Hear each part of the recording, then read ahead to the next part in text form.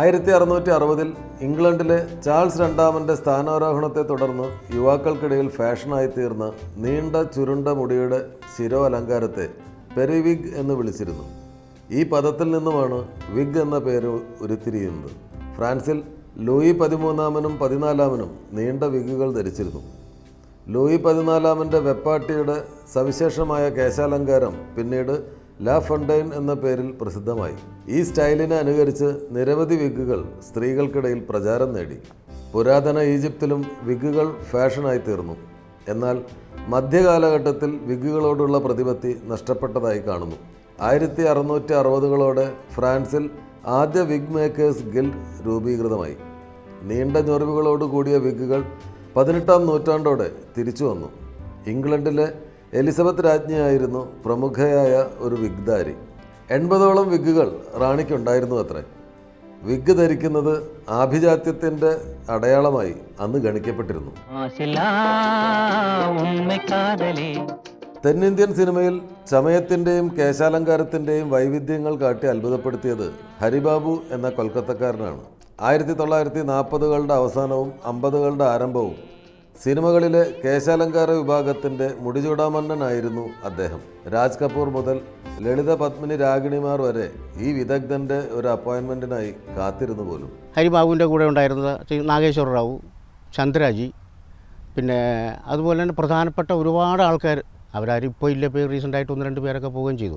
അപ്പോൾ ഇത് പാരമ്പര്യമായിട്ട് ഓരോരുത്തരെ വളർത്തി ഈ സംഭവം, ഈ വിഗിൻ്റെ കാര്യത്തെക്കുറിച്ച് കൂടുതൽ ശ്രദ്ധിച്ച് പഠിച്ച് അതിനുള്ള കാര്യങ്ങൾ സന്ദർഭങ്ങളുണ്ടാക്കി പഠിപ്പിച്ചു കൊടുക്കാനും ശ്രീ ഹരിബാബു ആ കാര്യത്തിലൂടെ ശ്രമിച്ചിരുന്നു. ഹരിബാബുവിൻ്റെ ശിഷ്യന്മാരായ കന്ദസ്വാമി, ചൗധരി, രംഗസ്വാമി എന്നിവരുടെ 2ാം തലമുറ പുതിയ വിഗ് നിർമ്മാണ വഴികൾ പരീക്ഷിച്ചു. ശിവാജി ഗണേശൻ്റെ പേഴ്സണൽ വിഗ് മേക്കറായി രംഗസ്വാമി മാറി. രംഗസ്വാമിയുടെ സഹായിയും സമകാലികനുമായ നാഗരാജ് ആയിരുന്നു മലയാള സിനിമകൾക്കുള്ള വിഗുകൾ അധികവും ഒരുക്കിയത്.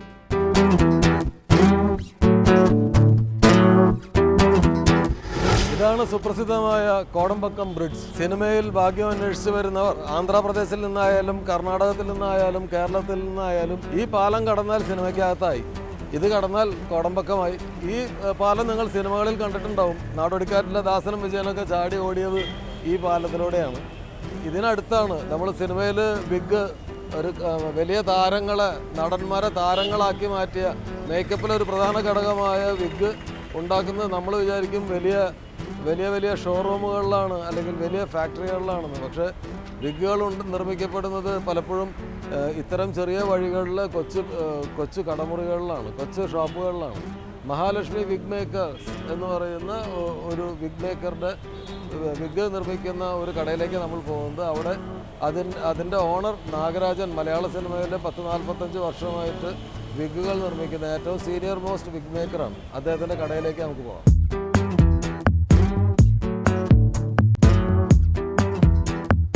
മലയാള സിനിമയിലെ ഏറ്റവും senior most wig maker Shri നാഗരാജാണ് നമ്മളോടൊപ്പം ഉള്ളത്. അദ്ദേഹത്തിൻ്റെ അനുഭവങ്ങൾ നമുക്ക് പങ്കുവയ്ക്കാം. വണക്കം. എത്ര വർഷം സിനിമയിൽ വന്നിട്ട്? 40 വർഷം ആச்சு. முதல்ல விக் மேக்கரா வந்தது? அது முதல்ல டச்சப் பாயா வந்தது. டச்சப் பாயா வந்தது. அப்புறம் ஏவிஎம் ஸ்டுடியோவில் விக் ட்ரெஸ் பண்ணுறதுல வந்தது. அதுக்கப்புறம் விக் டச்சப் பண்ணி விக் வந்தது.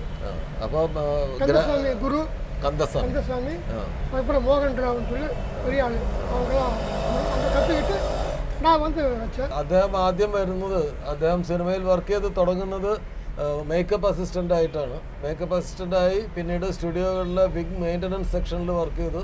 അതിനുശേഷം വിഗ് റിപ്പയറിങ് ചെയ്യാൻ തുടങ്ങി. പിന്നെ വിഗ് മേക്കറായി. അദ്ദേഹത്തിൻ്റെ അളിയൻ വെങ്കടേശ്വര റാവും ചേർന്നാണ് സ്വന്തമായിട്ട് ആദ്യമായിട്ട് വിഗിൻ്റെ കട ആരംഭിക്കുന്നത്. അദ്ദേഹത്തിൻ്റെ ആദ്യത്തെ സിനിമ ചെമ്മീനാണ്. ചെമ്മീനിലെ കുട്ടിമുടി പഴനി എന്ന കഥാപാത്രത്തിനെ പഴനിയാക്കിയ സത്യൻ മാസ്റ്റർ അതുവരെയുള്ള ലുക്കിനെ മാറ്റി എഴുതിയ ആ അപ്പിയറൻസ് കൊടുത്തത് ശ്രീ നാഗരാജന്റെ വിഗാണ്. അപ്പൊ അത് എത്ര വിഗ് തയ്ച്ചു? 2 വിഗ് സാർ. 2 വിഗ്. അവർക്ക് 2 വിഗ്. அதுக்கப்புறம் நிறைய படங்கள் நிறைய பண்ணி படம் பண்ணியிருக்கேன். ஞாபகம் இருக்கா பேர் ஏதாவது? அதான் தச்சோலி அம்பு, தச்சோடி அம்பு, பொன்னாரம் கோட்டை, பொன்னாபுரம் கோட்டை, அப்புறம் வந்து நிறைய படம் பண்ணியிருக்கேன். ஞாபகம் இல்லை. மாமாங்கம் பண்ணிருக்கேன். மாமாங்க பண்ணியிருக்கேன். அப்போ உதய படங்கள் எல்லாம் பண்ணிருக்கேன். உதயா படம்லாம் பண்ணியிருக்கேன். உதயா ஸ்டுடியோ போய் கம்ப்ளீட் பண்ணியிருக்கேன். இது அப்பச்சன் சார், அப்பச்சன் சாரோட நவோதயா படம். பிரேம் நசீர் சார் கூட நிறைய ஒர்க் பண்ணிருக்கேன். நிறையா பண்ணியிருக்கேன். கிட்டத்தட்ட ஒரு 200 படம் 250 படம் ചെയ്തിരിക്കും. അവർക്ക് വിഗ് പ്രേം നസീർ സാറിൻ്റെ പേഴ്സണൽ വിഗ് മേക്കറായിരുന്നു. 200ഓളം സിനിമകൾ, ഇതൊരു വേൾഡ് റെക്കോർഡായിരിക്കും. 200ഓളം സിനിമകളിൽ ഒരു നടന് വേണ്ടിയിട്ട്, ഒരു നായക നടന് വേണ്ടിയിട്ട് വിഗ് തയ്യാറാക്കിയ ആളാണ്. ഒരുപാട് മലയാള സിനിമയുടെ ചരിത്രം തന്നെ, മേക്കപ്പിൻ്റെ ചരിത്രത്തിലൊരു പ്രധാന പങ്ക്. வேற யாருக்கு பண்ணிருக்கேன்? வேற சங்கராடி பண்ணிருக்கேன். சங்கராடி சார். ஆமா. உமர் சார் பண்ணிருக்கேன். ஆமா. அடூர் பாஸ் சார் பண்ணிருக்கேன். நிறைய பண்ணிருக்கேன். பழைய காலத்துல விக்குக்கும் இப்போத்த விக் மேக்கிங்ல டிஃபரன்ஸ் இருக்கா? அப்ப வந்து டைரக்டர் ஸ்கெட்ச் போட்டு கொடுப்பாங்க. இந்த கேரக்டருக்கு இந்த மாதிரி செய்யணும், இந்த மாதிரி இருக்கணும் அப்படி ஸ்கெட்ச் போட்டு கொடுப்பாங்க. அந்த மாதிரி செய்வோம் நாங்க. இப்போ அப்படி இல்லை. இப்போ ஆர்டிஸ்ட் எனக்கு இப்படி இருக்கணும் பார்க்க தீர்ந்து போச்சு. அவ்வளோதான். அல்ல இப்போ அந்த டைமில் விக் எல்லாம் ரொம்ப ஹெவியாக இருந்தது. ஆமாம். இப்போ லைட்டாக எடுக்கும். லைட்டாக இருக்குது. என்ன வித்தியாசம் அதுக்கு? அப்போ வந்து நல்லா முடி கேட்பாங்க, ரெஸ்பெக்டாக இருக்கும்பாங்க, செய்வாங்க. இப்போ அப்படி கிடையாது. இப்போ லூஸாக பண்ணலாம். லூஸாக இருக்கணும். லூஸாக இருக்கணும். പിന്നെ മെറ്റീരിയൽ ഉള്ള വെക്കുന്ന മെറ്റീരിയലും മാറിയിടിച്ചില്ല. അന്നേക്കെല്ലാം ക്ലോത്തിൽ பண்ணுமா? இப்போ கிளாத்தில் பண்ணுறது தான். അന്നേക്ക് அதுதான் நெட்டு தான். அதே அது ஒன்றும் பாடல. அதே தான். அப்போ ஆ வெயிட் டிஃப்ரென்ஸு? வெயிட் என்ன கொஞ்சம் ஒரு 50 15 கிராம் 20 கிராம் கூட இருக்க அவ்வளோ வித்தியாசம் இருக்குது. வேறு ஒன்றும் இல்லை. ஒரு 20 கிராம் ஜாஸ்தியாக வித்தியாசம். இப்போ அந்த காலத்துலலாம் எல்லா ஆர்டிஸ்டும் விக் யூஸ் பண்ணும். எல்லா கேரக்டருக்கும் எல்லா கேரக்டருக்கும் அது இப்போ நசீர் சாருக்கெல்லாம் அப்போ இறந்து போகிற வரைக்கும் நல்ல ஹேர் இருந்துச்சு. மது சாருக்கு இப்போவும் நல்ல ஹேர் இருக்கு. அப்போ வந்து எப்படின்னாக்கா என்ன கேரக்டர் அதுக்கு தகுந்த மாதிரி விக்கு செய்யணும் இல்லையா? இப்போது சாதாரண ஒரு பிச்சைக்காரனாக இருக்காங்க. பிச்சைக்காரன் எப்படி இருக்கணும், அந்த மாதிரி டேரக்டர் தான் அந்த மாதிரி செய்யணும் அப்படி சொல்லி கொடுப்பாங்க. ஆர்ட் போட்டு கொடுப்பாங்க. பைபிள் சீரியலுக்கு விக் பண்ணி. ஆமாம். பைபிள் விக்கு இதில் அஜ்மீர் புஷ்கரில் இருந்தோம் 3 மாதம். அங்கே தான் செஞ்சோம். அந்த கம்பெனி நல்லா விட்டு செஞ்சேன். பைபிள்லாம் பண்ணும்போது இந்த ப்ரௌன் ஹேர் எல்லாம் பண்ணோம்ல? இது பண்ணிருக்கேன். கலர் விக்கு பண்ணியிருக்கேன், கிரே விக்கு பண்ணியிருக்கேன், ஒயிட் விக்கு பண்ணியிருக்கேன், எல்லாம் பண்ணியிருக்கேன். ஒவ்வொரு கேரக்டர் மாதிரி. அப்போ இந்த ஹேர் எங்கேருந்து கிடைக்குது? இது நாங்கள் தயார் பண்ணுறது. வெள்ளம் பிடியில் கலர் போட்டு தயார் பண்ணுறது. ஓ, வெள்ளை முடி டை பண்ணிட்டு. ஆமாம் நம்ம பண்ணிக்கிறோம். என்ன கலர் வேணுமோ நான் பண்ணிக்கிறோம். தமிழில் நிறைய பண்ணியிருக்கேன் படம். நிறைய பண்ணியிருக்கேன். யார் தமிழ் நிறைய பண்ணியிருக்கனாக்கா நான் ஜாஸ்தி மலையாளம் தான் எனக்கு. ஆச்சுங்களா? தமிழில் வந்து முக்கியமான ஆர்டிஸ்ட்டு 2 பேர். தங்கவேலு, பின்ன மனோகர் சார், ஆர்எஸ் மனோகர், ஒரு 2 பேர் நிறைய பண்ணியிருக்கேன். கூட அந்த எம்ஜிஆருக்கு சில சமயங்களில் அடுத்து எங்கே கிடைக்கல என்கிட்ட வருவாங்க, நான் பண்ணி கொடுப்பேன். அந்த மாதிரி இருக்கும். அந்த மாதிரி கொஞ்ச நாளாக சினிமா பண்ணுறது இல்லையா? இல்லை, பண்ணுறது இல்லை. அப்போ வேறு இதுக்கு பண்ணிட்டு இருக்கு? வேறு நேச்சுரல். இப்போ உங்களுக்கு முடியல உங்களுக்கு, உங்களுக்கு நித்தியாருன்னு உங்களுக்கு நேச்சுரலாக பண்ணி கொடுக்குறேன். உங்களுக்கு விக்கு தேவையில்லை. NTR MGR ஒர்க் பண்ணியிருக்கேன். பர்சனல் யூஸுக்கு இப்போ விக்கு பண்ணி கொடுக்குறேன். ட்ராமா சீரியல் படம் சீரியலுக்கு பண்ணி கொடுக்குறேன். இந்த ஹேர் எல்லாம் எங்கேருந்து வரும் உங்களுக்கு? திருப்பதியில் வரும்போது என்ன விலை வரும் ஹேருக்கு? யார் வந்து இப்போ வந்து ஒரிஜினல் முடியாக இருந்தாக்கா விலை ஜாஸ்தி. சிந்தட்டிக் முடி இதான் சிந்தட்டிக் முடி. ஓ, இது சிந்தட்டிக்கா? ஆமாம், ഇത് വില കമ്മി. ആമാം, ഇത് ഇപ്പോൾ ഞാൻ തപ്പിട്ടുകൊണ്ടിരിക്കും.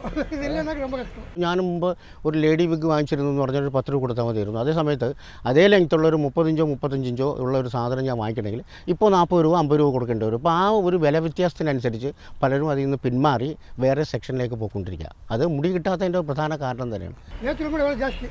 ஒரு கேஜி வந்து சாதாரணமாக ஒரு 10 இன்ச்சு 6000 ரூபா ஒரு கேஜி. ஆமாம், அது 1 இன்ச்சு கூட 1000 கூட்டே போகும். இப்போ ஆட் ஃபிலிம்ஸ்லாம் அந்த ஹேர் வச்சுட்டெல்லாம் பண்ணுவோம்ல, அப்போ அதெல்லாம் சிந்தட்டிக் ஹேர். இப்போ இந்த ஹேர் அங்கே திருப்பதின்னு வர்ற ஹேர் டைரெக்டாக யூஸ் பண்ணுமா? அதை க்ளீன் பண்ணுவோம். அதை எப்படி க்ளீன்? ஷாம்பு போட்டு சர்ஃப் போட்டு ஒரு மெடிசன் இருக்குது. ஃபஸ்ட்டு மெடிசன் போட்டு ஊற போட்டுருவோம்.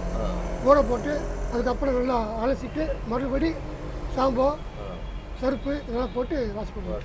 ആമ്പിളേക്ക് വിഗും പൊമ്പിള വിഗും ഏത് കഷ്ടം ജാസ്തി? இது இப்போ ஆம்பளோட கஷ்டம் இருக்குது. கஷ்டம். ஆமாம், லேடிஸுக்கு அவ்வளோ கஷ்டம். லேடிஸுக்கு அவ்வளோ கஷ்டம் இல்லை. அது ஸ்ட்ரைட் அப்படி வச்சா போதும். நெக்ஸ்ட் ஜெனரேஷனில் உங்கள் தலைமுறையில் வேற யாராவது இந்த வேலையில் இருக்கா? இந்த மருமகள் இருக்கா? மருமகள். ஆமாம்.